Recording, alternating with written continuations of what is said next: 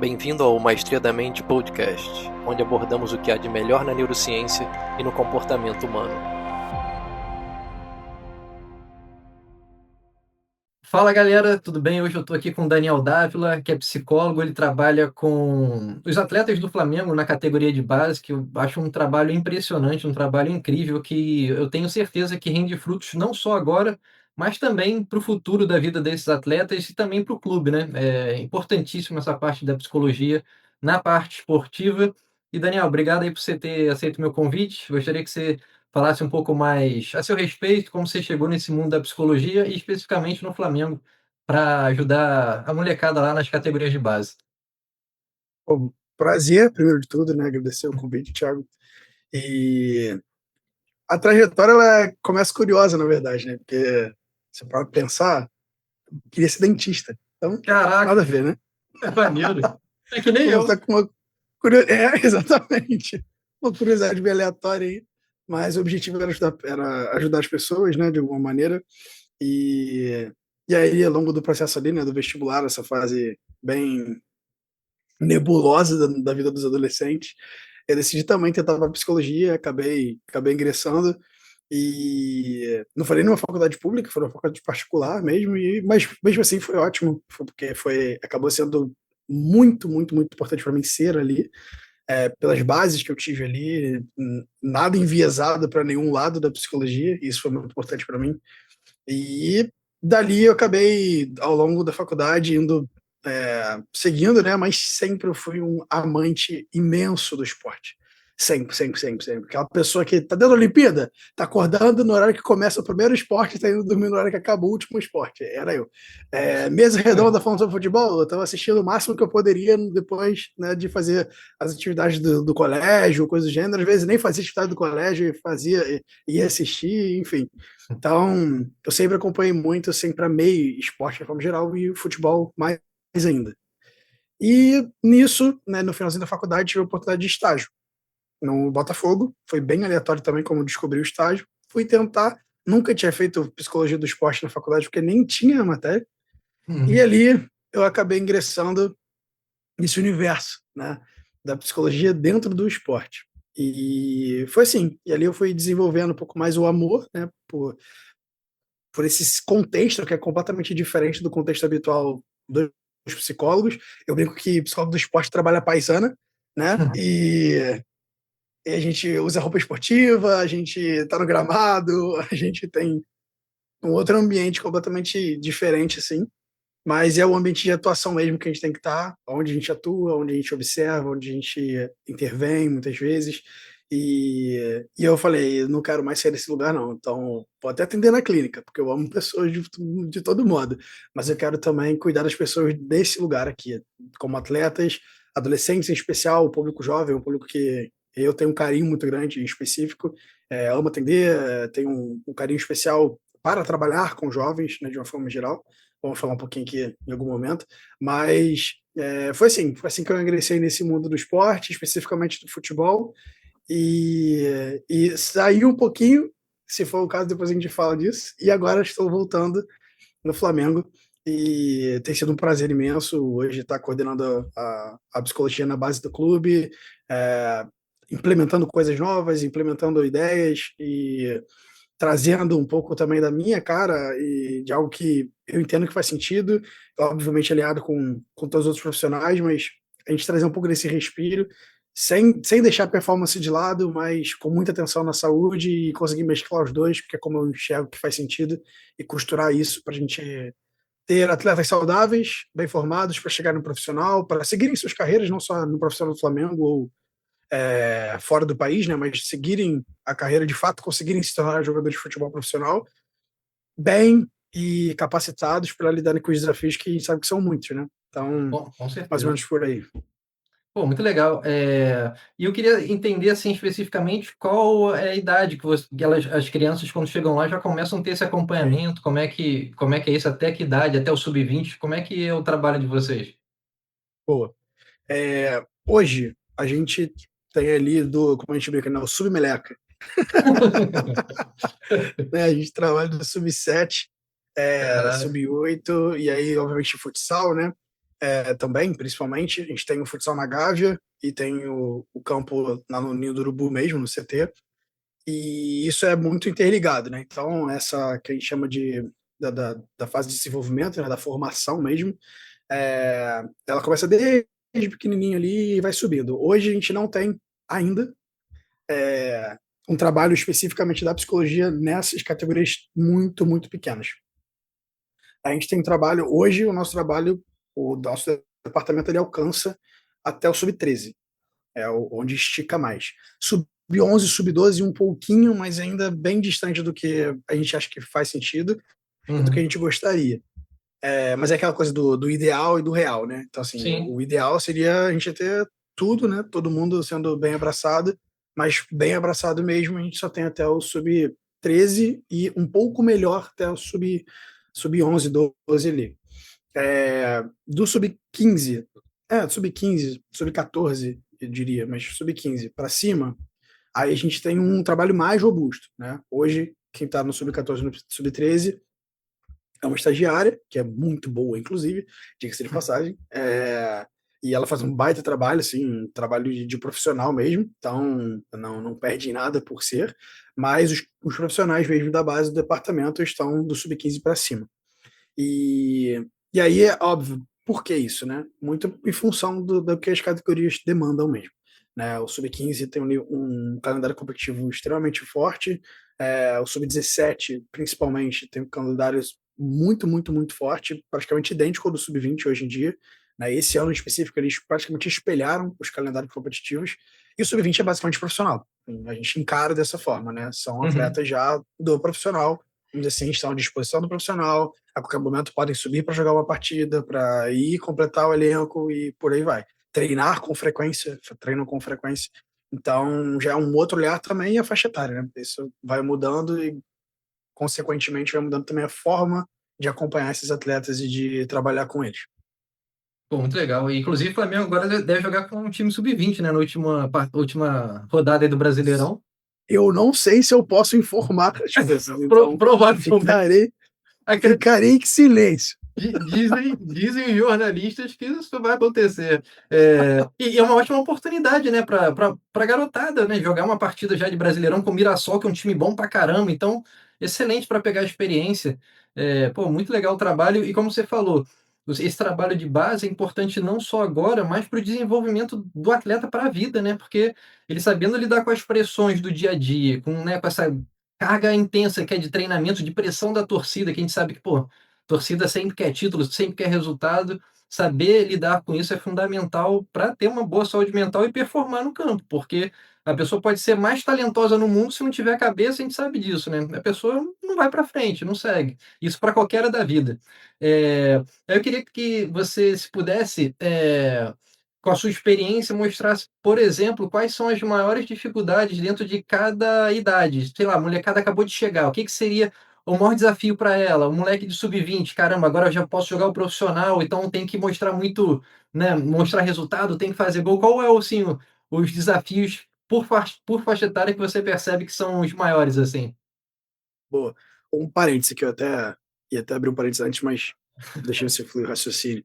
Mas que é legal, assim, o nosso gerente, que é o Pedro, né, que comanda hoje a base, ele Aham. tem uma fala que é muito legal, assim, é basicamente isso, assim, qual é o lugar, qual é a parte mais importante, né, do corpo do atleta? É a cabeça, né? Sem dúvida. Porque sem a cabeça funcionando como ela precisa funcionar, nenhuma das outras partes funciona da forma que pode funcionar. Sim, Então, é a parte que a gente precisa mais ter cuidado, a gente precisa mais ter atenção, não é nem cuidado, nem atenção. exato. Então, quando a gente tem atenção com a nossa mente, a gente naturalmente vai conseguir colher mais frutos também. Porque muito do que é mecânico, né, do que a gente está falando da parte técnica, da parte tática, inclusive, né, de entendimento, vai ser fruto do como essa mente vai estar fluindo, né, em termos, e aí termos psicofisiológicos mesmo, cognitivos mesmo. Então, se a minha mente está muito pesada, se a minha mente está muito, é, como a gente fala, né, cheia de ruídos, né, está ruidosa, se ela está nebulosa, não vai fluir, né? Você não vai ter uma leitura de espaço da mesma forma, os processamentos das informações eles não vão acontecer da mesma maneira, o tempo de reação para as ações não vai ser igual. Sim, Então, e dentro do esporte ali, se a gente perde meio segundo, por exemplo, num raciocínio que está um pouquinho mais lesado, mais lento, por conta de alguma coisa que não deveria estar ali, isso já é suficiente para você chegar atrasado e fazer um pênalti, para você chegar atrasado e fazer uma falta perigosa, para você chegar atrasado e não conseguir finalizar uma bola e fazer um exato. gol. Então, são esses detalhezinhos, né, que é importante a gente ter atenção para que o atleta esteja saudável mentalmente, o máximo possível, porque a gente também não pode esquecer, a gente está falando de performance, a gente está falando de alto rendimento, então, principalmente profissional, né, e 20 e sub-20, mas, no geral, e eu falo isso porque o alto rendimento de nenhum esporte ele é saudável, né? Se a gente para pensar. Né? Então, assim, ele tá falando de romper limites. Sim. Romper limites, em geral, não é saudável, né? Então, assim, a gente tá falando de. Não, o normal de uma pessoa é, sei lá, correr 1 quilômetro em X minutos. Uma pessoa que está em alto rendimento, ela vai correr muitos minutos abaixo desse normal. Então, ela tá rompendo com o normal. Basicamente é isso. Então, isso não costuma ser muito saudável porque vai expor o corpo a um nível de estresse muito alto, né? E esse é o objetivo mesmo, estressar o corpo, estressar ali de uma forma onde eu consigo criar um novo limite, né? Basicamente é isso, né? Sim. Eu crio um novo limite para o meu próprio corpo. Tem um lado que é bonito, mas na prática, fisicamente falando, isso não é muito saudável. Então, mas faz parte mesmo e é isso. É, Essa é a graça da coisa também, né? Do superar desafios, superar os limites, sim. né? A gente ter essa Pô, correlação, né, de esporte e vida. Pode eu falar, tipo. entrevistei um amigo meu que ele quebrou o recorde mundial de apneia em junho. Ele ficou 29 minutos e 3 segundos sem respirar. E aí, Quase 30 minutos. quase 30 minutos sem respirar, só que a Meu apneia é Deus. estática, né? Não é apneia Uhum. igual a gente tem com Semi ar, essa. que você vai a 130 metros, quase 200 Uhum. metros de profundidade, é apneia estática feita em piscina e com auxílio de oxigênio antes. Então, só de você já ter esse auxílio de oxigênio já faz com que você consiga ficar mais tempo que o normal. Só que o tempo normal dele são quase 10 minutos. Tipo, ele Olha sem nada, isso. sem suporte nenhum, são 10 minutos. Então, com oxigênio, ele foi para quase 30. E ele estava falando dessa questão, né, de superação de limites. Perguntei para ele, cara, o que que você pensa? O que que passa na sua mente quando você vai ficar quase meia hora sem respirar? Aquela angústia de Respirar. querer respirar e não poder. Ele, cara, no melhor dos mundos eu não pensaria em nada, eu entraria num estado de foco, né, de flow intenso e deixaria aquilo acontecer e fluir. Só que aconteceu muita coisa errada agora nessa tentativa do recorde mundial que Uhum. ele falou. E aí ele utilizou uma estratégia assim que eu achei bem interessante, que foi o seguinte: cara, tá todo mundo aqui para o pessoal do Guinness lá, né, para a imprensa Sim. toda, ele é croata, e aí chegou lá na hora, ele falou que chegou no 13 minutos, já não estava aguentando mais. Ele, caraca, 13 minutos, ainda falta pra caraca. Mas beleza, então eu vou tentar só o meu melhor.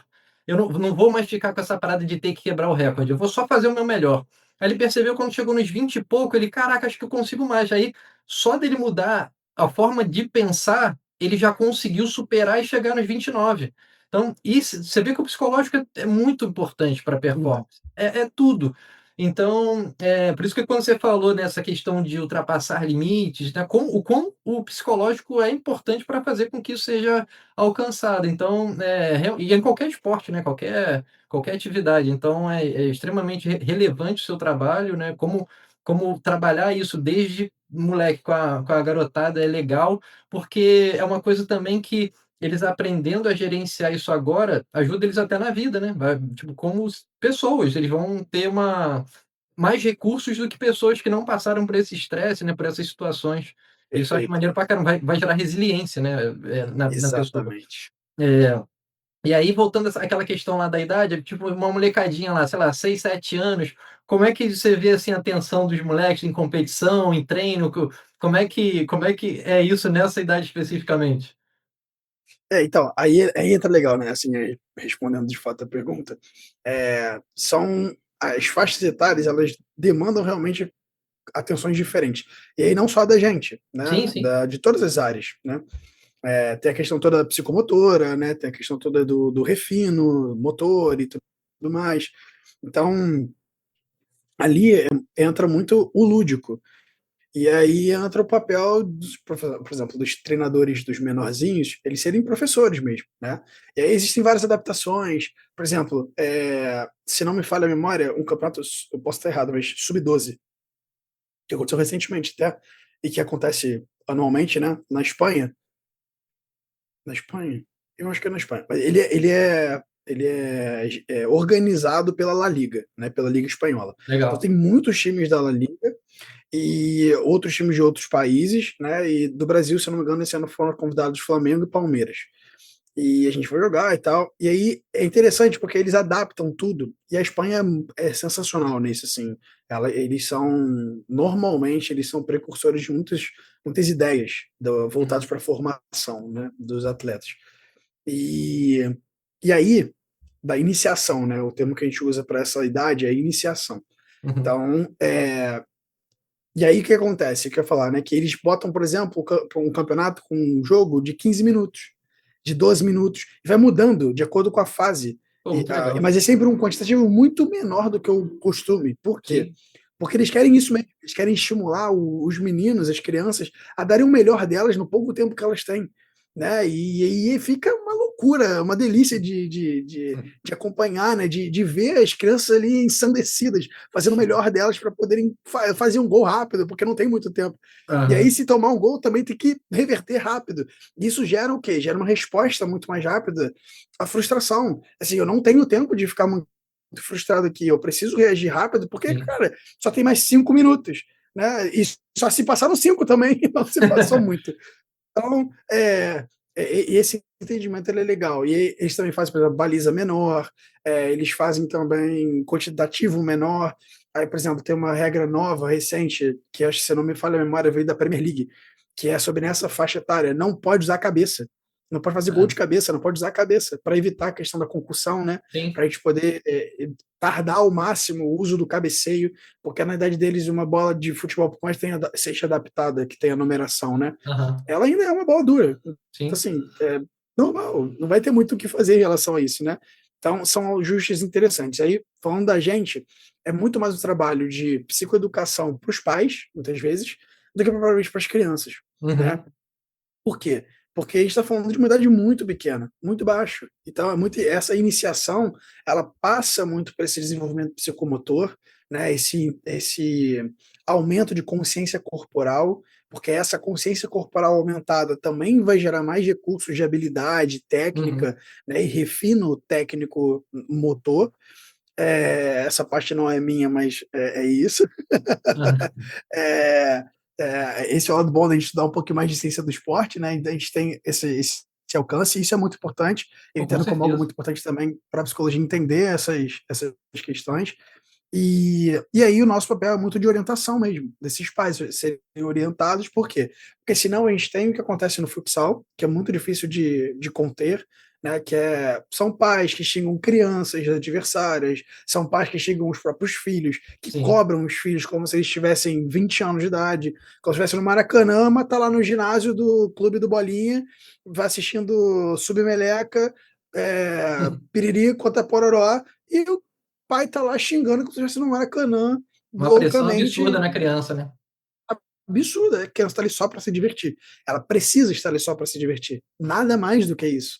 Então, até porque aí entra uma coisa que a gente chama de especialização precoce, né? Que é quando o atleta, a criança, né, ela se especializa em um único esporte muito antes do que ela precisa se especializar. Uhum. E isso é muito comum, muito forte, assim. Então, com 7 anos, 8 anos, essa criança ela tem que estar experimentando esportes. Ela não tem que estar definindo qual é o esporte preferido da vida dela. Isso não faz sentido, né? Então a gente, para evitar isso, é importante, ainda que o atleta esteja no clube, por exemplo, né, esteja no Flamengo, no Vasco, no Fluminense, no Botafogo, é importante que esses pais tenham a consciência de, tá, ele joga aqui, mas ele precisa praticar um tênis, ele precisa praticar um vôlei, ele precisa praticar outra coisa. É muito Sim. importante para ele fazer outra atividade, para ele entender se ele quer mesmo ou não quer. Tem um vídeo que circulou no Instagram, viralizou muito rápido. Foi de uma menininha jogando bola nos Estados Unidos, onde ela tá na fila e tal, e aí o treinador rola para ela chuta toda errada, sem nenhuma coordenação motora para chutar uma bola, e aí ela vai voltar pro final da fila dando uma estrelinha. E a estrelinha é perfeita, perfeita, impecável. Ela deve ter o quê? Uns 8 anos, aquela menininha. E aí o Vila justamente fala sobre isso, né? Sobre às vezes você estar no lugar errado, né? Você tem uma habilidade incrível para fazer uma coisa, mas você não está onde você deveria estar. E, e isso é muito significativo. Então, respeitar isso é importante. Aí entra a nossa parte também. Identificação se o menino que está ali, ele quer estar ali. Porque pode ser que ele Sim. não queira. Às vezes o pai Você quer que leva esteja ali. obrigado, né? Não, eu quero que meu filho seja jogador. Ele vai ser jogador do Flamengo. Exatamente. Às vezes até tem qualidade, mas Sim, não quer. Não quer. Ou não quer ainda. Tá descobrindo ainda de qual esporte gosta. E sim. aí, esse lugar é importante nessas faixas etárias menores, tá? Então, é muito mais sobre os pais do que propriamente sobre os próprios atletas. Uhum. Mas nessa idade aí a criançada tem que brincar mesmo, só isso. Brincar de jogar bola. Subindo um pouquinho mais, a gente tem esse aumento já de responsabilidade, só que aí é preciso o ajuste, que é o quê? Que é a gente pegar os pré-adolescentes e trazer para eles a realidade de que eles ainda não são adolescentes. Né? Então, assim, sub-11, sub-12, hoje, na geração atual, eles já agem como os de 15, 16, de 5, 6, 7 anos atrás. E Caramba. aí a gente tem um problema, né? Porque a gente tem uma realidade onde eles estão muito avançados em termos de alguns assuntos, alguns aspectos, mas eles ainda são pré-adolescentes. Nem Sim, adolescentes são. Então, assim, são crianças. Né? Pré-adolescente, na verdade, é criança. sim. Então, conseguir fazer essa divisão ela é muito importante. Então, entra um processo também psicoeducativo, de orientação, onde a pedagogia é muito importante, por exemplo, dentro do clube, né? A psicopedagogia, a pedagogia, muito, muito importante. A gente tem um departamento maravilhoso, inclusive, no Flamengo, com a Patrícia, que trabalha absolutamente bem esses aspectos dos menorzinhos. Muito legal. É, e aí isso é muito, muito fundamental. E esse acompanhamento da escola, né? Que aí vai até acabar a escola, né? Obviamente, isso é muito importante. Subiu mais um pouquinho, né? Aí do pré-adolescente para os adolescentes já, então pega sub-14, que deu um pouquinho pré, mas já entrando na adolescência, sub-15, sub-16, sub-17, aí já tem uma diferença muito significativa de atuação. Por quê? Porque já é mais competitivo, porque já é mais cobrado e porque já tem outras coisas envolvidas. Nos menorzinhos também tem, mas nessas faixas etárias, 14 ou 17, muito mais. A gente está falando de empresário, a gente está falando de patrocinador. Se a gente pega do 11 para baixo, tem isso? Tem isso. Hoje em dia tem uns montes. Tem menino de 8 anos de idade que já tem contato com a Nike. Então, assim, isso Caramba. hoje é realidade. Né? Já tem empresário, já tem tudo, assim, com tão pequenininho. Então, isso é um fato. Mas ainda há um certo distanciamento. Quando chega nessa idade um pouquinho mais avançadinha assim, ele já tem mais noção das coisas. E aí, tendo mais noção, fica também mais complexo o trabalho e a necessidade de trazer conscientização sobre algumas coisas. Uhum. E então é muito importante trabalhar a questão da equipe, a questão do ego, né? Porque se esse ego já começa a ficar inflado ali, vai chegar no 17, Pô, insuportável. Vai chegar no 20, pior ainda. Assim, e aí é profissional um erro já do era. processo mesmo. O profissional já era. E aí o pior, muitas vezes esse atleta nem chega no profissional. Ele sucumbe ao próprio Antes. ego no meio do processo. Entendeu? Então, e tem muitos que voam no sub-14 e quando chegam no sub-20 são normais. Sim, são só mais um.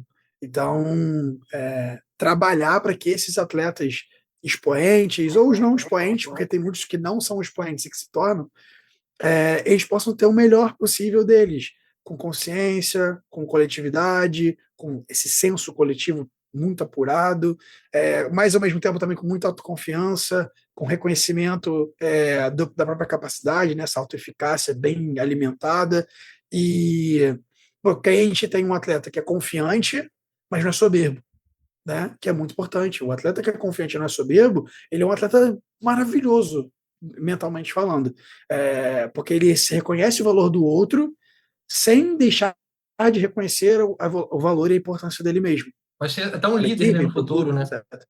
Pode se tornar um líder, Um pode acabar se tornando capitão, um um líder. cara que toma a frente dentro do grupo. Exatamente, pode acabar se tornando, sim. Então, essas valências são muito importantes de serem trabalhadas. E, óbvio, quanto mais vai envelhecendo, né, do 14 para o 17, por exemplo, é uma diferença gritante. Porque Sim. 17 já é muito avançado. E o esporte, especialmente o futebol, ele amadurece muito rápido, muito mais rápido quem está envolvido nos atletas. Então, você pega um atleta hoje de 16 anos, joga no sub-17, por exemplo, de qualquer lugar do Brasil, qualquer clube, não importa. Mas se a gente pensar nos grandes, pensar nos clubes da Série A e Série B, você pode botar ele do lado de um outro menino da mesma idade dele. A diferença é abissal. Você vai. Uhum. 70%, não vou dizer que todos, mas 70% é abissal, é um abismo de diferença. E vou além, uns 20% é mais do que um abismo. Você parece estar conversando com alguém que tem 30 anos, mesmo tendo só 16. Então, amadurece-se muito rápido. Por quê? Porque aí já tiveram muitas lesões normalmente, muitas derrotas para lidar, muitas vitórias para lidar também. E isso tudo vai gerando amadurecimento, vai gerando resiliência, Sim. vai gerando recurso para lidar com as situações. Porque se a gente para pensar, ou já foi dispensado de algum clube, né? E aí, ou então saiu de um clube e foi para outro. E isso é o que a gente vive na vida secular, né? No meio corporativo, é exatamente Sim. isso que acontece, né? Você recebe uma promoção, ou você se vê injustiçado porque alguém recebeu uma promoção que você acha que você deveria ter recebido. E esse é o caso do atleta que fica no banco de reservas e acha que tá treinando pra caramba. Só Uhum. que ele tem 15 anos, 14 anos, Ou o 16 moleque anos. quer Então, subir assim, já pro profissional e não sobe. e isso, tá voando, acho que merece espaço para já estar no banco de pegar um Sim. jogo do profissional e nunca tem oportunidade. Então, a gente pensa, pô, se já é difícil para um adulto lidar com isso dentro do meio corporativo, imagina para um adolescente Sim. lidar com isso dentro de um ambiente hostil, que é o futebol. Ele é hostil, né? Então, É, é isso. Então, o que a gente trabalha é muito nesse lugar, e aí sim, munindo com técnicas, né? Técnica de respiração, técnica de mentalização, a gente fazer esse gerenciamento, né, das emoções através dessas técnicas, das ferramentas.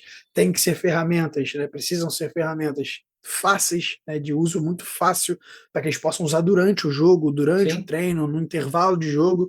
É, e aí tem algumas, né? Eu gosto muito do grounding, por exemplo, né? Que é a técnica do aterramento, Sim. que é as coisas do se conectar com o agora através dos sentidos, a autofala, né? O self-talk, que traz muito dessa ligação e que eles muitos já fazem normalmente sem saber que é uma técnica, é muito Exato. comum isso.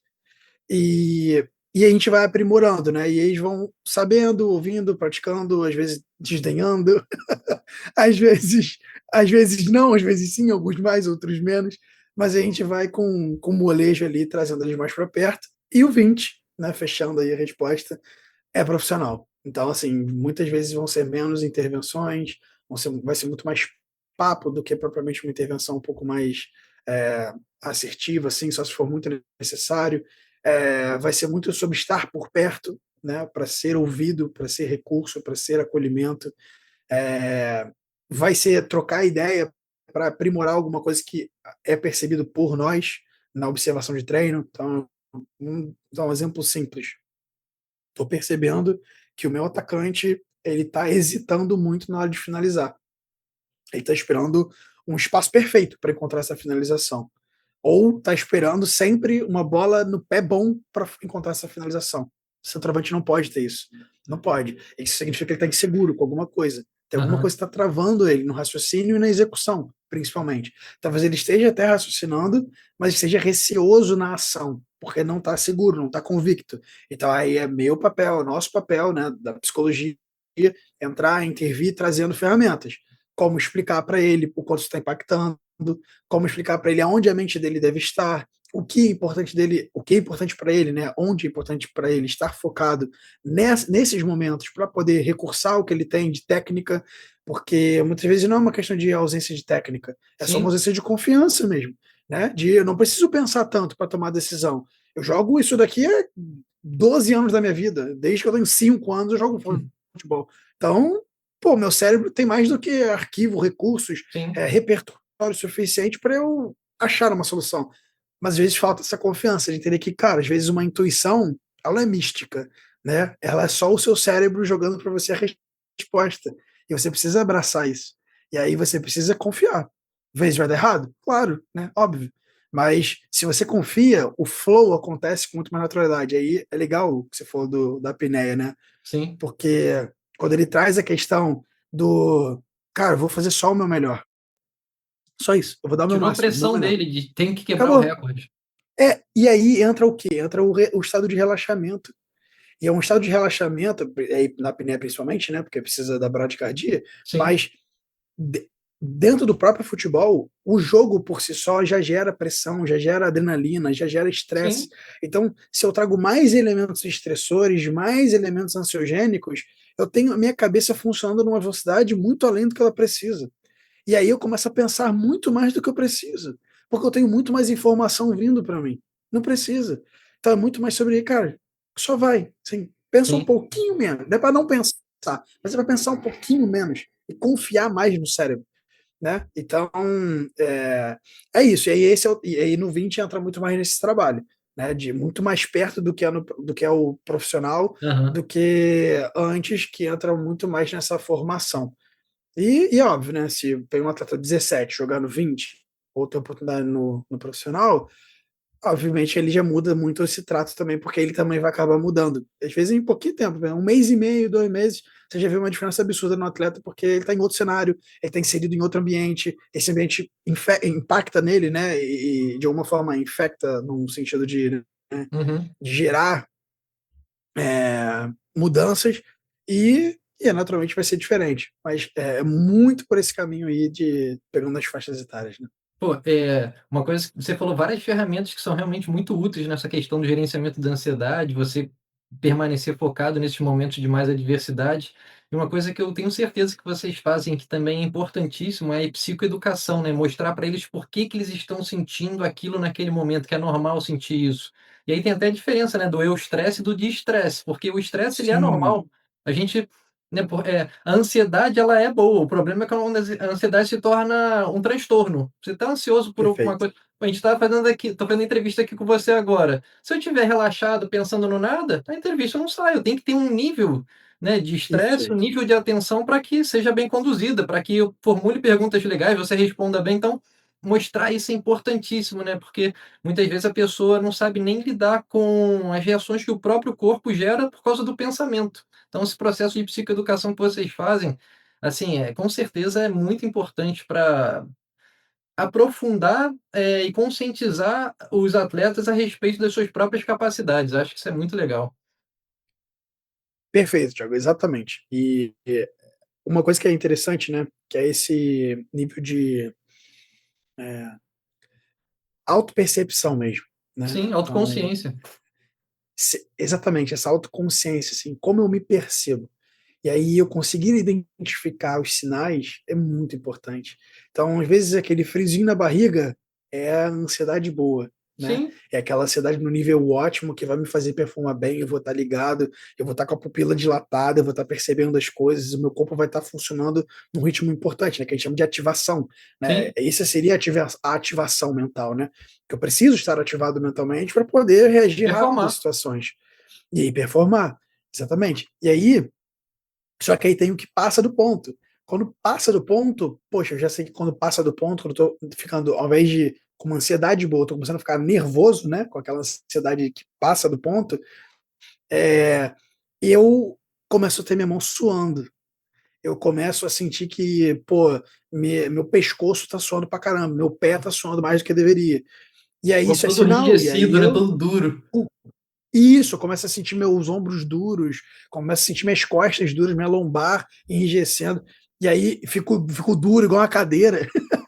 Então, e aí isso é o quê? Isso é importante para eu ter a leitura e falar, cara, tá, eu tô um pouquinho mais nervoso do que eu deveria, tô um pouquinho mais ansioso do que eu deveria. Então é hora de eu dar uma respirada, fechar o olho, me concentrar. E aí entra também a humildade do atleta, né? Ele Uhum. entender isso, perceber isso e falar, cara, é isso, é hora de eu respirar fundo aqui, né? De eu me acalmar um pouquinho. Ou de, tô errando, né? Comecei bem, tô tranquilão, pô, cometi 2 erros seguidos. E aí já começa a perceber que a palma da mão começa a suar um pouco mais. A boca começa a ressecar um pouco. É.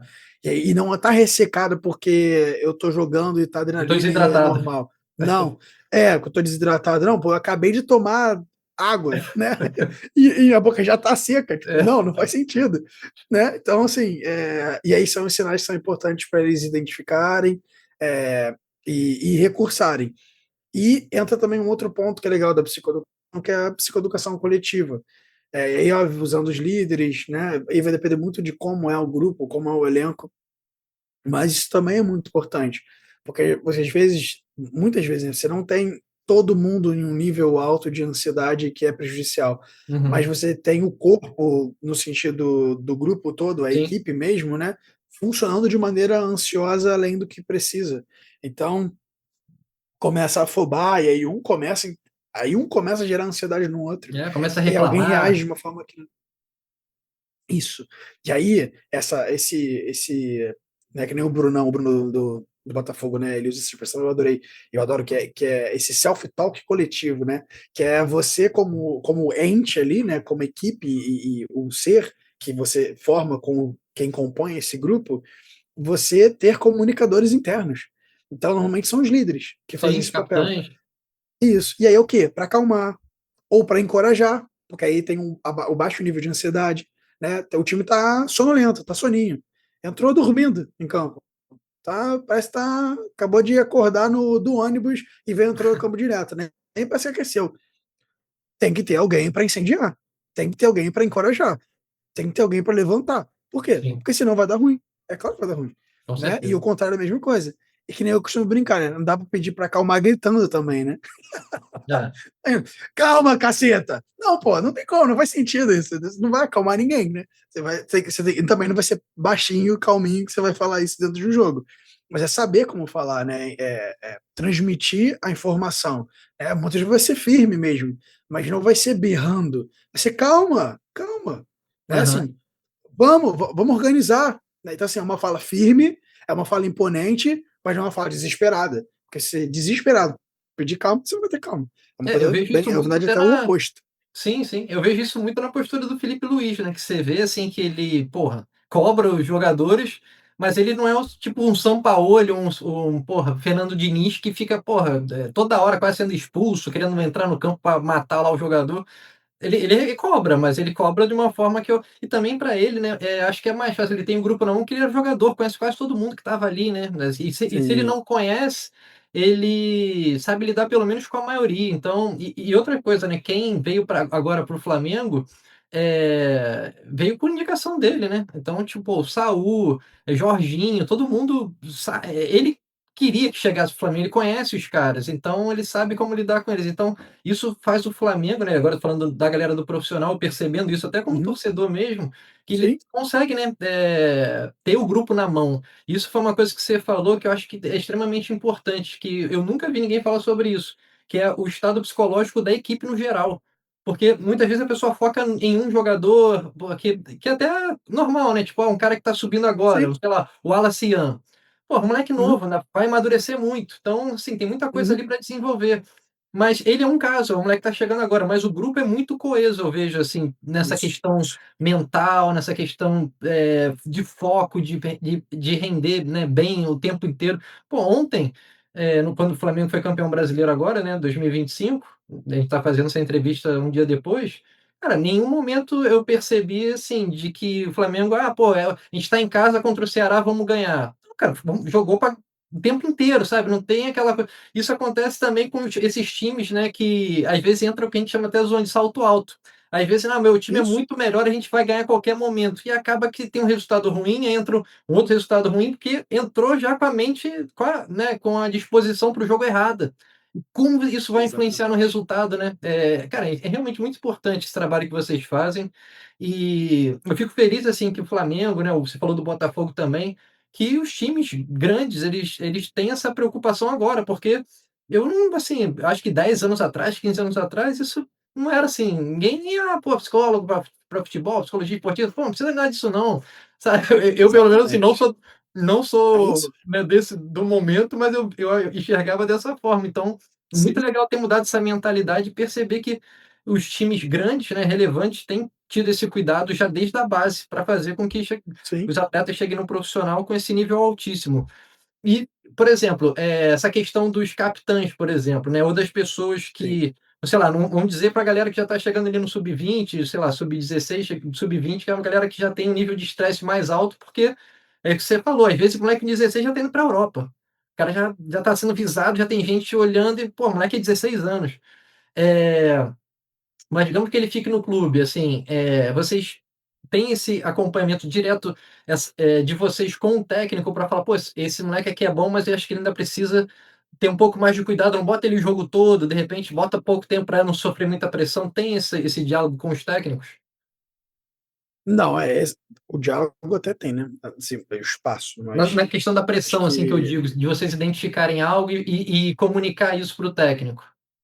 sim, talvez sim, aí entram várias variáveis, né, na verdade. Porque essa decisão ela é totalmente técnica. Então, Sim. assim, ela é totalmente da comissão técnica. A gente Não não interfere tem nisso, gerência sobre sim, isso, interferência assim, praticamente nenhuma. O máximo que pode acontecer é saber que o atleta está pressionado para entrar naquele jogo ali e eu sinalizar ao treinador antes, quando ele estava montando a escalação. Então, eu ficar sabendo, por exemplo, pô, o fulano de tal vai para o jogo? Vai começar o jogo? Vai. Tá, eu sei que ele não está num momento tão favorável, então pode ser que não seja interessante, né? sim, Então, essa dinâmica, ela é relevante, mas mesmo sendo relevante, ainda assim é uma decisão do treinador, né? É uma decisão dele colocar ou não, e é nosso papel preparar esse atleta para lidar com a pressão da melhor forma possível.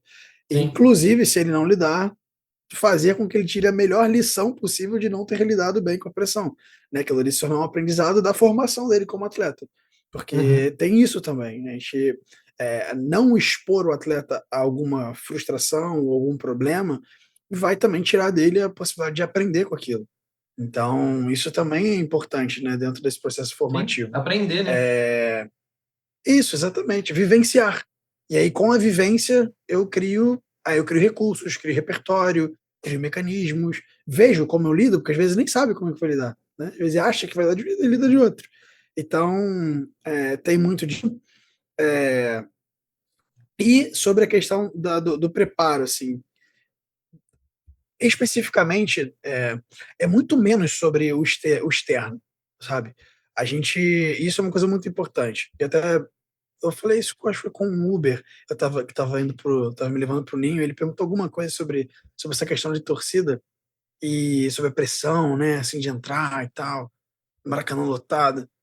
E aí ele falou, como é que é? Vocês preparam os meninos desde muito novos e tal, para chegar ali? E aí eu falei pra ele, não, porque, assim, não, é uma desensibilização, na verdade, né? Você vai vivendo aquilo ali, e se a gente pensar em um atleta que tá no Flamengo, desde um sub-15, por exemplo, e ele chega até o profissional, que são poucos, mas vamos dizer que seja o caso, né? É, esse atleta já viveu no Flamengo por muitos anos. Ele já sabe o que é Flamengo. Sim. Ele já sabe o que é a dimensão do Flamengo. Então, estar ali, na verdade, é a realização de um sonho para ele. Deixa de ter esse lugar de pressão absurda e passa a ser o lugar de caraca, Sim, cheguei, conseguir. cheguei. Eu tô vivendo o que eu esperei o tempo inteiro, há anos, eu quero viver isso. Então é muito mais gostoso do que qualquer outra coisa. E ainda tem um outro fator. Nesse momento é o momento de, cara, fazer o melhor que tem para fazer. E aí esse é o trabalho, né? Aonde que a cabeça tem que estar? A cabeça tem que estar num estádio com 70 mil pessoas? Não, não. Aí com todo respeito à torcida e até me incluindo nela. É, pouco importa, assim, porque se eu pensar na torcida, eu não vou jogar. E se eu não jogar, a torcida vai pegar no meu pé. Então não Sim, importa a torcida.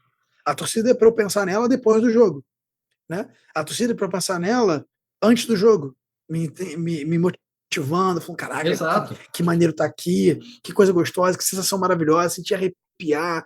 E aí é transformar a frase, né, que ficou famosa por conta do da minissérie documentário do Netflix, mas que é de uma tenista norte-americana, se não me engano, memória, que o Bernardinho também gosta de usar, é que a pressão é um privilégio, né? A pressão é um privilégio. Por que a pressão é um privilégio, né? Que tipo de pressão é um privilégio? É essa pressão, onde eu estou num lugar onde milhões de outras pessoas gostariam de estar, e eu estou sentindo uma pressão descomunal por estar nesse lugar. Mas que delícia que é estar nesse lugar. Eu Sim. cheguei nesse lugar porque eu construí meu caminho até chegar nesse lugar. Então, é um momento de conquista mesmo. E aí, ali dentro, no final das contas, é que nem eu sempre brinco, o futebol é igual. Continua sendo um campo retangular, com uma bola redonda, porque ainda não mudaram, não querem um futebol com bola quadrada, que nem o Kiko pede, né? É... e o gramado é dividido da mesma forma, são 11 de cada lado do mesmo jeito. Então, cara, não muda se é sub-20, se é sub-17, se é profissional, se é master. Continua sendo futebol. E continua sendo o mesmo futebol que era jogado na rua, porque a bola continua sendo redonda, continua tendo que fazer um gol, continua tendo que evitar, sofrer gol. Então, é igual, a essência é igual. E é isso que eles têm que levar, né? Para a formação deles e para a vida profissional deles. E jogar bola. No final das contas, segue sendo jogar bola. E segue tendo que ser gostoso jogar Sim, bola. E aí, trazendo até a fala do Danilo, depois de tudo da Libertadores, né? Que ele fala assim: é um privilégio, muito gostoso estar aqui, mas é muito difícil também. Né? As pessoas não sabem o que a gente passa para chegar aqui até onde a gente chegou, para viver uhum, isso daqui que a gente está vivendo. Isso daqui é muito legal, mas é muito sofrido chegar aqui. E é uhum, mesmo, né? É mesmo. Para um adolescente que abre mão da adolescência dele e tem uma carreira até os 36, 37, 40. Se a gente parar pra pensar nisso racionalmente, que ninguém faz, porque obviamente existe a paixão envolvida no futebol, né? Mas a gente está pensando num cara que vai acabar de trabalhar aos 40. E a gente pensa, uhum. pô, tá, mas o cara tá milionário. Tá, mas e o senso de utilidade se perde. Então eu Sim, preciso encontrar utilidade para minha vida daqui para frente. Sendo que o que eu fiz a vida inteira foi jogar bola. Eu não posso mais porque meu corpo não me permite. sim. Então, são muitas coisas envolvidas. E a gente trabalhar esse atleta para ele desfrutar dessa fase da vida dele, que é normalmente dos 19, 18 até os 30 e poucos, né? Então, não são nem 20 anos, muitas vezes, de carreira. É muito importante para que seja um privilégio, para que seja gostoso, para que ele não perca a alegria de estar ali, para que ele não perca o prazer de jogar futebol, para que ele não perca a satisfação de estar ali em busca de um resultado, em busca da vitória, querendo ganhar. Uhum. Então, assim, o trabalho é muito mais nessa direção, sobre como lidar com essa situação toda, né, do profissional e nessa transição 20 profissional. Muito mais sobre como esse atleta vai lidar, ou melhor, aonde a cabeça dele vai estar, né, para onde ele vai estar olhando, para a pressão ou para o privilégio de estar podendo viver essa pressão. Sim. Então, muito, muito por aí. E uma coisa que você falou agora que me veio na cabeça o surf, né, eu surfo desde moleque, eu, Aham, antes de fazer o mestrado em psicologia, muito tempo atrás, na uhum, verdade, eu fazia documentários de surf, eu viajava com os principais que surfistas do legal. circuito mundial, Mick Fanning, Kelly Slater, CJ Dame Rob Green, Aham. galera mesmo Só monstro. cara, olha, os caras, Apenas as lendas. pô, esses os melhores do mundo da Apenas só época. as lendas. E, cara, eu era amigão, assim, viajava direto com o Danny Reynolds, que era um surfista americano que ele era extremamente talentoso, assim, absurdamente habilidoso, só que ele não tinha aquele desejo de ser campeão. A gente percebia isso, ele entrava na bateria, ele só podia ter uma bateria que ele destruía, tipo, 2,10 ou 10 e um 9, aí chegava na outra e 5 e um 4, sabe? Não tinha vontade de ganhar. Isso também é Sim, importante, né, para a manutenção do atleta para ter esse alto rendimento, porque às vezes o cara é muito talentoso, mas não tem aquele drive, né, não tem aquele desejo, aquela vontade de performar e de ganhar. Então, você percebe isso também nesse desenvolvimento do atleta, que às vezes tem alguns que são incríveis, mas, cara, eu quero só jogar bola, não quero que isso seja uma pressão na minha vida, que é esse privilégio da pressão de você viver algo que você, pô, tá dando alegria para milhões, 40 milhões de torcedores do milhões. Flamengo, entendeu? Isso. Você percebe isso também, né, Mu- nessa É molecadinha? muito, isso é muito importante de perceber. Muito, muito. Vou abrir um parênteses, você falou dos 40 bilhões de torcedores, abrir um parênteses. O Aeroflá, no dia do Aeroflá, para quem não sabe, o Aeroflá é o dia que o Flamengo vai para o aeroporto para viajar para alguma competição importante, algum jogo muito importante. No caso, esse Aeroflá foi para a final da Libertadores. Então a galera invade a frente do CT, né, do centro de treinamento, e espera o ônibus do Flamengo sair com os jogadores em direção rumo ao aeroporto. Por isso, Aeroflá. Só que aí vem muita gente junto, muitas motos, muitos carros seguindo esse ônibus. E nesse dia desse último Aeroflá, eu tava saindo do CT e eu falei, cara, aí eu tive um flash assim, que foi exatamente isso que você falou. É, são mais de 40 milhões de torcedores. São milhões desses 40 milhões, mais de 40 milhões, são milhões que tem no Flamengo a sua grande fonte de alegria. Uhum. E que privilégio que é poder trabalhar na formação dos atletas que um dia sonham em alegria para esses mais de 40 milhões. E que vão dar, né, Isso é muito alegria. privilégio. E vão dar, exatamente. Então, assim, é o sonho dos meninos, mas também não é só o sonho dos meninos, é a alegria de muita gente, de milhões de pessoas que vão comemorar o gol de um menino que hoje tem 15 anos, que daqui a 5 anos, 6 anos ou menos, pode estar fazendo um gol decisivo pelo Flamengo e estar dando alegria para milhões de pessoas nas suas casas. Então, isso é muito especial. Só um breve parênteses, fechando parênteses.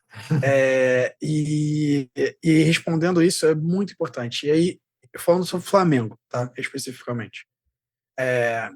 Isso é muito necessário para o Flamengo. Muito. Porque é o que eu diria que é a cara do Flamengo, né? Assim, eu não consigo imaginar um atleta do Flamengo que não seja um atleta ambicioso. Não faz sentido. É incompatível. Ah, não, mas isso em qualquer clube. Teoricamente, sim. Mas no Flamengo, não dá. Assim, não, é literalmente incompatível. Assim, não dá liga, não tem química. Porque o Flamengo ele é movido a isso. Né? Ainda que a Dá gente esteja sabor e falando de processo paixão, de né? formação. Total, é o vencer, vencer, vencer do É. hino. Né? Então, assim, dentro do processo de formação, o grande objetivo não é vencer. O objetivo é formar atletas. Formar cidadãos que Sim. são grandes atletas. Esse é o objetivo primário, o cerne da questão é esse, ponto. Porém, como eu costumo falar, né, para formarmos jogadores vencedores, precisamos vencer. Uhum. Porque se eu não sei viver, ou eu não sei o valor, ou o sabor do vencer, eu não consigo me tornar vencedor. Eu não consigo me tornar vitorioso, porque não Uhum. vai fazer diferença para mim. Ou, ainda que eu saiba, se não fizer diferença para mim, não cabe para mim estar ali. Não cabe mesmo. Não vai caber. Não vai ter espaço.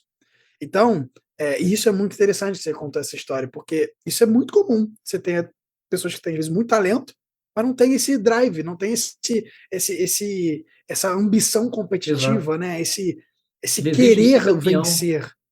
Isso, o desejo da vitória. E é muito interessante trazer, por exemplo, paralelo com outros grandes atletas. Posso citar aqui Michael Jordan, Kobe Bryant, Serena Williams, atletas de altíssimo nível, extremamente vencedores, que tinham muito mais desprazer na derrota do que prazer na vitória. O que isso significa? Isso é muito simbólico. O que isso significa? Eu odeio perder com todas as minhas forças. Vencer é uma delícia, mas perder é desastroso. Eu não quero sentir essa sensação. Eu quero sentir só aquela. Assim, eu quero me acostumar com aquela Sim. e, se possível, não sentir essa. E por quê? Porque é isso, é o vencer. O vencer é tão intrínseco naquela pessoa que o vencer ele é gostoso. Mas o perder, irmão, é para me dilacerar por dentro. Eu não quero perder, eu não quero essa sensação para mim.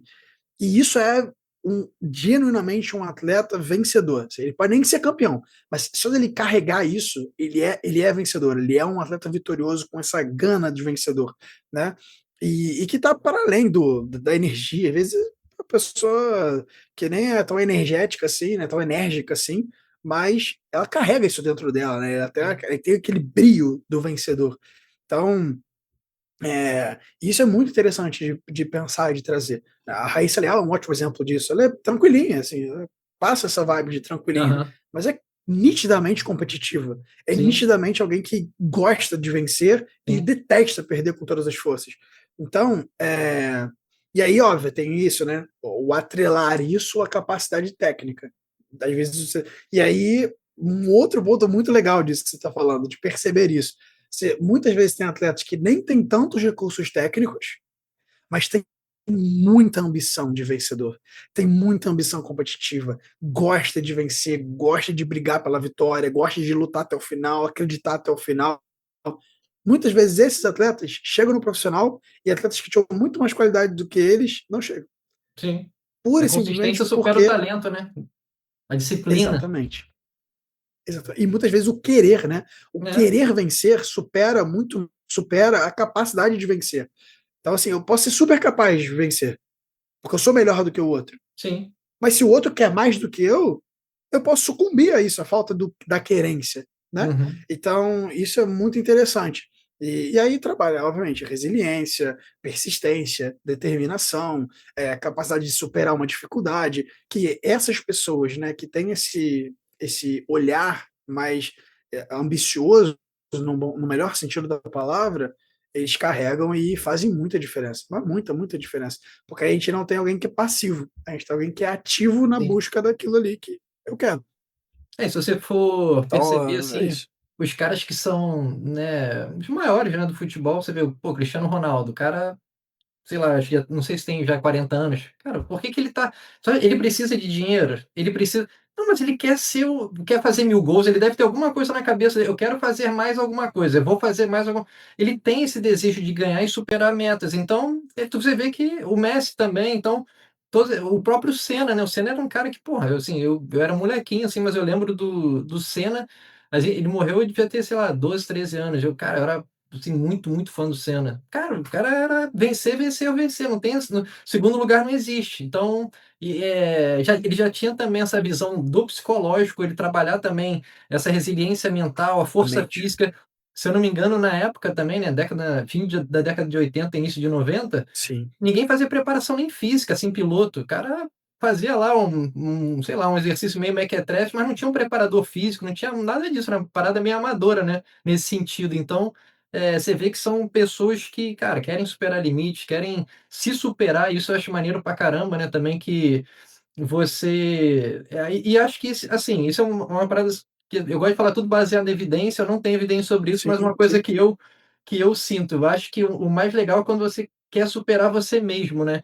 Obviamente, se você tem um rival que vai te instigar, pô, igual agora no tênis, por exemplo, né, tem o Sinner e tem o Alcaraz. Os 2 vão puxando o Uhum. limite um do outro, mas a briga sempre tem que ser você com você mesmo, porque senão quando você perde para aquele cara, você se frustra tanto, fala: "Porra, não vou conseguir ganhar desse cara porque ele já me venceu". Aí você cria uma barreira. Agora se você fala: "Não, eu posso evoluir, melhorar para vencer ele", isso já muda totalmente a sua mentalidade para que você na próxima partida consiga a vitória. Então, acho que é uma combinação dessas 2 coisas. É uma assim, achismo meu, né, não gosto de falar Perfeito. que é dessa forma, porque eu não tenho Não, mas estudos sobre isso, mas é, mas acredito que mas seja mais ou menos por aí. isso, assim, a gente pode pensar nas evidências empíricas da coisa, assim, que trazem exatamente isso. 2 histórias legais que eu vou contar que eu acho que é muito pertinente, assim, pra ilustrar isso, do Senna e sobre essa questão do comparativo, né, eu comigo mesmo e eu contra alguém. Alguém. O Senna teve uma mesa redonda, né, numa semana de psicologia que eu participei na Unigran Rio, e na mesa estávamos eu, a, a Gabi, que é do Fluminense, e outra colega que agora me fugiu o nome, do Vasco, do feminino do Vasco. A Gabi é da base do Fluminense também, né, da mesma categoria, das mesmas categorias que eu, assim, e o Robson Caetano. Né, então Ah, éramos nós 4 na mesa, e aí, quando o Robson foi falar da trajetória dele, que é maravilhosa, por sinal, é, ele conta de um caso sobre o Senna, que é muito interessante. Que ele chega num centro de treinamento, que ele foi levado para treinar e tal, para se aprimorar, e ele esbarra com um branquelo baixinho e novão, igual ele, assim, tava começando a carreira, e, e eles se esbarram e tal, e os dois começam a trocar ideia sobre ali, sobre o lugar, né, o local, e eles brincam um com o outro sobre buscarem, sobre os objetivos, né, e os dois falam que querem ser campeões mundiais. uhum. E aí, e aí eles brincam que iam ver quem ia ser campeão mundial primeiro. E aí, beleza, tipo, foi isso, morreu e tal. E acabou que o Robson, ele foi um dos, né, o recordista, acho que ele ainda tem alguns recordes sul-americanos, né, pan-americanos de atletismo. Atletismo. Se eu não me engano, acho que as primeiras medalhas, se não me falha a memória, as primeiras medalhas em campeonatos mundiais, em sul-americanos e etc. Ele foi o brasileiro que conseguiu, né, no atletismo. E nas Olimpíadas, né? Ele fez parte das primeiras medalhas, dos primeiros pódios do atletismo brasileiro em Olimpíada. E aí ele comenta, né, que quando ele volta e tal, numa dessas festas assim, de comemoração, tá o Senna, né? Ele tá com um título, comemorando o título mundial, né? E aí há essa brincadeira. E no dia que ele tá falando isso, eu fiquei pensando, ouvindo ele, né? Eu fiquei pensando, olha que incrível como a mentalidade, desde muito cedo, ela desenha o processo. Se eu desde muito cedo acredito nisso, e aí não é só a questão do poder místico das palavras, é Não, sobre o que eu quero construir, sim. o que eu enxergo. Eu enxergar O teu aquilo como alvo. viável. Isso é ter clareza de aonde eu quero chegar, o que eu preciso fazer para chegar naquilo. E o Senna tinha uma frase que eu amo, que não vai nunca, né, busque a corrida perfeita, né? Assim, ainda que você sabe que você nunca vai conseguir fazer a corrida perfeita, porque a corrida perfeita não existe, mas quanto mais próximo você estiver da corrida perfeita, melhor você vai estar correndo, né? Sim. Então, assim, de fato, você nunca vai conseguir fazer a corrida perfeita. Ela não existe. Porque a corrida mais perfeita, ela segue sendo imperfeita. Mas quanto mais próximo dessa perfeição você estiver, melhor você vai estar correndo. Então, e aí entra nessa disputa, você com você mesmo, né? De você melhorar os seus próprios, superar os próprios limites. E enganchando com uma situação que foi na última Olimpíada, se não me falha a memória, foi nos 200 metros livres do atletismo feminino, e dentro das corredoras, das finalistas, tinha inclusive uma brasileira, e das 8 corredoras, se não me falha a memória, são 8 que disputam, né? Uhum. 5 superaram a melhor marca da vida. Caraca. 5. Assim, a gente pega de 8, 5 fizeram a melhor marca da trajetória inteira da vida delas. Ou seja, elas superaram todos os limites delas. Sim. Só que E a que gente precisa fazer uma coincidência, né? Ser conta. na final. Por que isso? Porque o drive tava toda. Meu irmão, eu trabalhei a vida Porque inteira será? pra isso. Eu vou dar tudo. Isso. Tipo, é óbvio que é a mentalidade que Exatamente. fez o teu resultado. Só que aí a gente tem que entrar num lugar que é muito interessante dessa história. É só a gente fazer uma conta matemática. Não tem pódio para todo mundo. Então, das 5, 2 não ganharam nada da Olimpíada. Elas não voltaram com medalha para casa. Então, elas fizeram o melhor tempo da vida delas e, mesmo assim, elas não voltaram com medalha da Olimpíada. Numa final de Olimpíada. Então, você imagina, você treinar a vida inteira, buscar, lutar, estar ali, você finalmente chega ali, você naquele momento decisivo consegue imprimir o seu melhor de verdade, o Sim. melhor tempo da sua vida inteira, e mesmo assim você não é medalhista. E aí só tem 2 formas de lidar com isso. Ou você Isso é o quer um melhor. copo meio cheio, meio vazio. Copo meio cheio, meio vazio. Exato. E aí a gente tem que ser meio poliana. É importante ser poliana nessa hora. Cara, eu fiz o melhor tempo da minha vida. Eu Sim. literalmente fiz o melhor que eu pude fazer. E isso não foi suficiente. É frustrante? Mas eu preciso me sentir realizada por ter conseguido, no momento mais difícil, que é uma final de Olimpíada, ter feito o melhor tempo que eu pude fazer na minha vida até hoje. Isso é de um tamanho gigantesco, Exato. porque o nível de dificuldade é absurdo. Pô, Pressão tudo. emocional, física, desgaste, tudo. E nesse momento chave, você conseguir fazer o melhor tempo da sua vida inteira, isso é muito precioso, é muito precioso. É a maior conquista que um atleta pode fazer, pode ter ali naquele momento. Só que é claro, né, você está competindo contra outras pessoas que têm outras histórias, que têm Sim. outros tempos, outros limites. E nem sempre o teu melhor vai ser suficiente. Então, esse reconhecimento ele é muito importante. Se eu estou competindo contra as outras, o que eu vou sentir? Eu vou sentir peso, frustração, muita tristeza, muita dor, e só isso.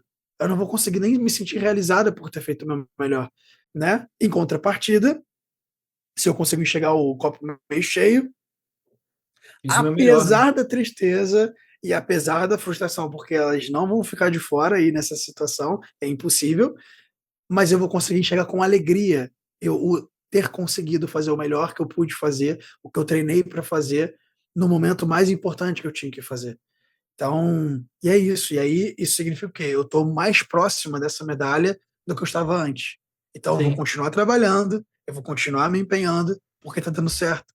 Sim. Então, isso é muito, muito importante. E sim, você competir contra você mesmo é essencial, porque você não controla o limite do outro, né? Você não consegue gerenciar. Se eu fiz o meu melhor e não foi suficiente, é porque é mérito do adversário. Eu te Não foi falar, demérito meu. pô, os nadadores que deram azar de ser da geração do Michael Phelps. Do Phelps. Cara, Isso, exato. se fosse qualquer Bolt. outra época, ele provavelmente ganharia Isso, uma medalha de ouro, mas foi isso, contra o Phelps. exato. Isso. É, O Blake da Jamaica. da geração do Bolt, o Blake é um baita de um corredor. Ganharia em qualquer corredor. Mas, pô, tava junto com o Usain Bolt. Isso. Se não existisse o Bolt, todos os recordes do Bolt seriam do Blake. É exatamente isso. É isso. E aí é o que a galera fala sobre o Cristiano Ronaldo e Messi, né? Tiveram tantos jogadoraços nessa década que eles dominaram os melhores do mundo, mas tantos, que foram ofuscados, porque eles eram da década onde dois caras foram absurdamente acima da média e disputaram sozinhos o melhor do mundo. Então, assim, quantos poderiam ter sido o melhor do mundo e que não foram, porque estavam justamente na fatia do tempo de Messi e Cristiano Ronaldo? E é isso, e faz parte. Você não tem o que fazer, assim. É aceitar e saber tirar satisfação com o melhor resultado possível. É isso. E um ponto interessante que você falou, e aí tem pesquisa falando sobre isso, é que o nível de satisfação do primeiro, do segundo, terceiro colocado no pódio, porque o primeiro fica felizão porque ganhou, o segundo ele fica muito triste porque ele perdeu do primeiro, e o terceiro fica felizão porque ele foi pro pódio pelo menos. Então, você vê como, pô, o segundo era para estar mais feliz que o terceiro, pô, fiquei melhor que ele, não. Exato. Ele não pensa que ele ficou em segundo, ele pensa que deixou de ganhar. Então, você vê como é que até a forma de pensar vai fazer com que mude a satisfação do atleta. Perfeito, exatamente isso. E entra nessa questão do quase, né? Então, aquela coisa do, caraca, às vezes por 0,2 segundos não ganhei. Eu não fui campeão. Não fui eu o campeão olímpico, eu fui o vice-campeão olímpico. Só que é Agora, isso. O cara que ainda pegou o pódio, ele poderia ter ficado em quarto, nem ter pego um pódio, mas estou aqui com a minha medalha de bronze. É isso. Então, assim, e aí entra muito nessa questão da perspectiva que eu escolho ter, né? Sim. E que é plausível, assim, é muito plausível o segundo lugar ficar com essa frustração claro. um pouquinho maior do que o terceiro, né? Mas ao mesmo tempo é o que eu escolho, né? Como eu escolho enxergar? Eu escolho enxergar de que maneira? Que aí entra muito no valor de ser finalista, por exemplo. Pô, mas eu fui finalista, mas eu não fui campeão. Pô, assim, ser finalista é incrível. Ser campeão é a cereja do bolo, é óbvio que é o que se busca. Mas ali é um momento. O campeonato inteiro te levou para aquele lugar. Na Olimpíada, por exemplo, pô, quantos adversários você teve que vencer para superar, para estar em uma final olímpica? Você está pensando no atletismo, entre os 8 melhores do planeta. Caraca, eu sou um dos 8 melhores corredores do planeta. Caraca, isso é muito grande. Sim. É muito. Não, mas aí, pô, é medíocre pensar que só estar entre os 8 basta. Claro que não basta. Claro que não, pô. Se eu cheguei entre os 8 para ficar primeiro. Claro. Claro que sim. Mas eu não posso desconsiderar a outra parte. Sim, né? Exatamente. Porque e aí essa depois a pessoa acaba perdendo a lição, né? Até do próprio resultado. Você vê aí atletas que, caraca, numa Olimpíada se ferraram. A Fenk Bol. Pô, né, não sei se você conhece uma corredora holandesa. Não sei se foi no Mundial, numa Olimpíada, ela caiu. E aí teve, obviamente, um resultado horrível. Depois, nessa agora, a última que teve, porra, lá no revezamento 4 por 100, não sei se era misto ou se era só o feminino. Absurdo, assim, um sprint que, sei lá, de ter 4º lugar, o terceiro ganhou a Holanda. Eu falei, caraca, nossa. Ela é absurda. Depois procura ela. Ela é muito sinistra. Eu acho que eu sei quem é. Eu acho que eu sei. Cara, e ela se ferrou. Então ela podia ter se frustrado. Meu Deus, porra, eu me treinei tanto para isso. Agora eu não sei se foi Mundial ou Olimpíada, mas ela teve um resultado horrível. Beleza, vou fazer o meu melhor na próxima. E foi absurdo, assim. Tipo, foi uma parada assim, muito impressionante. Muito, muito bizarro mesmo. E é isso, né? Às vezes saber lidar melhor com os resultados, isso vem da sua mentalidade, vem da sua até sabedoria mesmo, né? E isso vem desse impacto do seu trabalho com as crianças, né, no Flamengo especificamente, em aprender a lidar com as frustrações, porque quando chegar no futuro elas vão saber tirar o melhor proveito possível. É uma coisa que eu tenho batido muito na tecla, assim, nos últimos meses, em algumas reformulações de algumas coisas, né? Trazer exatamente esse lugar. Muitas vezes, falando de base no Brasil, né, como um todo, muitas vezes o atleta ele não chega no profissional com a estrutura que ele poderia mental, porque a gente não consegue formar de fato um atleta mentalmente preparado. Não é nem mentalmente forte, é mentalmente preparado para o então, assim, não é isso, porque não é sobre você ser, também, mas não é só sobre você ser forte mentalmente, né? Quando a gente fala de força mental, a gente está falando sobre suportar, né? Força, a gente liga a capacidade de sustentar, né, muito peso, sobre você ser capaz de levantar ou empurrar, enfim, muito peso, né? Então, é uma carga pesada. Só que não é só sobre isso. O Uhum. esporte é sobre você saber lidar com as situações. Então, é sobre você ter preparo para lidar, enfrentar, se regular, né, driblar as situações. Então, assim, quando a gente fala sobre prepará-los desde muito novos, faz muita diferença. Porque se eu tenho todo o processo de aprendizagem, onde eles estão mais abertos, eles estão mais aptos, onde eles estão, não é nem mais aptos, mas mais abertos mesmo, mais disponíveis, né? E com um processo de aprendizagem mais interessante, aí falando sobre a parte pedagógica mesmo da coisa, né?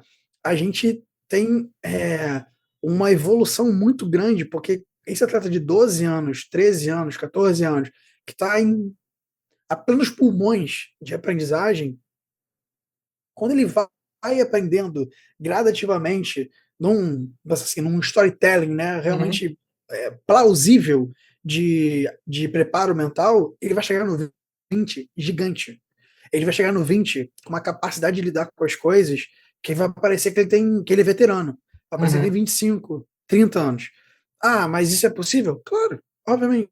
Só que para isso a gente precisa fazer o processo. Pô, Daniel, queria te agradecer aí pela conversa, que foi muito legal. Te parabenizar mais uma vez pelo teu trabalho aí na base do Flamengo. Eu tenho certeza que você já está colhendo muitos frutos e ainda a gente, até como torcedor mesmo, vai colher ainda mais com títulos que essa molecada vai dar pra gente. E, pô, foi muito legal poder conversar com você e tenho certeza que minha audiência vai gostar muito do que a gente conversou aqui hoje. Prazer imenso. Vamos lá, quem sabe, né? Uma outra oportunidade a gente volta de novo. Abração, Daniel.